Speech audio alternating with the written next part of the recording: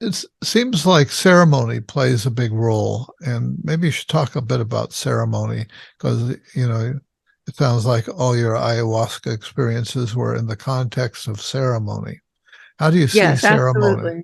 Yeah, what's the Yeah. role of ceremony? You know, there's no ayahuasca without the ceremony. I mean, it's inseparable. I know some people are taking it in different ways, but for me, it's embedded in the ceremony. And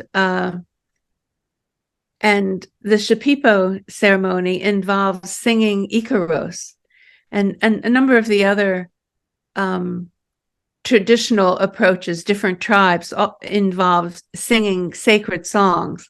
And those songs convey healing energy that do cleaning and cleansing. I mean, I think in the ayahuasca book, I said, I said to the shaman who I work with, I said, here's my proudest statement from the ayahuasca book. And this is someone who grew up in an indigenous village. I said to him, my proudest statement is, the singing is the medicine. He said, that's right. It's not the drug.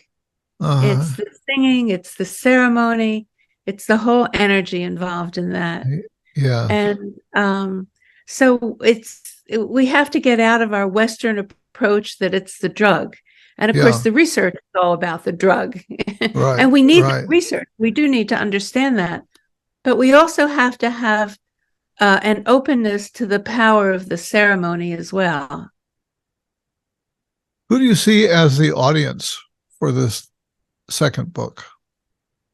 Well, I hope the people who want to become psychedelic therapists, psychedelic guides, psychedelic coaches, we now have coaches. I hope that they will read it so they get an appreciation for the depth of work and experience and training that the elders have gone through. And there's when it really comes down to it, what makes the difference? And it's who you are, who the guide is inside. I mean, here's the quote from Laura Huxley. She says the hardest thing for guides is to keep themselves out of the journey. And we know Mm, this as therapists.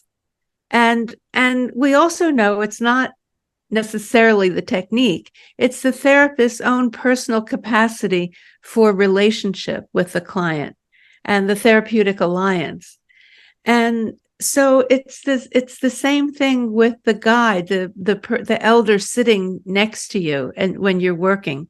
So after my MDMA journey and I'm in the coming down sort of recovering stages and thinking, oh man, that was rough.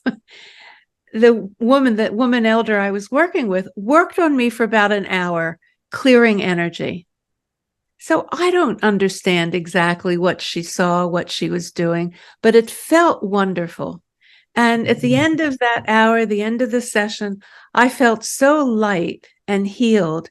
It was really extraordinary and wonderful. And that's ceremony. That's that she has the capacity and the training to be yes, able to do that. yeah. By the way, I should mention I have a son who is a trained as a trip sitter. He's a nurse practitioner, Oh, and perfect. and he's working with ketamine, Yes. and so he's both above ground and has had some Don't underground say it. experience Don't as say well. it. Yeah, Don't go there. yeah. Maybe I'm not supposed to say No, that. I don't think you're supposed Uh, to go there. oh, Well, yeah, this you're is right. I have hope for this next generation of professionals. Yeah. I really do. By the time the medicines became legal, I was already retired. I was too old to sit there for 6 or 8 hours. I would fall asleep. I couldn't be a sitter. I have the same feeling. It doesn't seem Exactly. that So, attractive. so I'm trying to contribute for the next generation of Uh-huh. people doing the psychedelic guiding and sitting and therapy. Yeah. Is there another book in you that's Oh, going to that's be born? there, I can tell you there are no more footnotes. That I can tell you. I can't keep up with footnotes. But I think there is another book, and it's more of a personal story.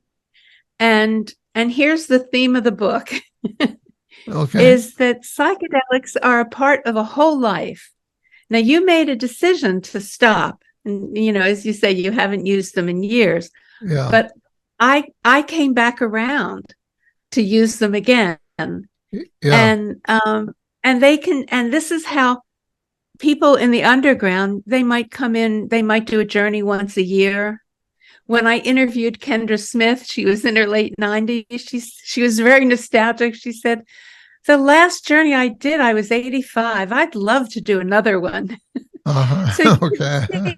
it's kind of these journeys can bring you different learnings and openings at all different Yeah. stages of life.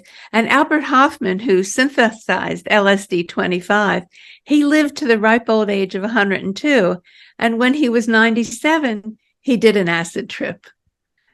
So Yeah. I think part of my story, I've worked on myself all my life. So it's the story of this is what else is there to do in life, but work on ourselves and contribute what we can as a result of that work.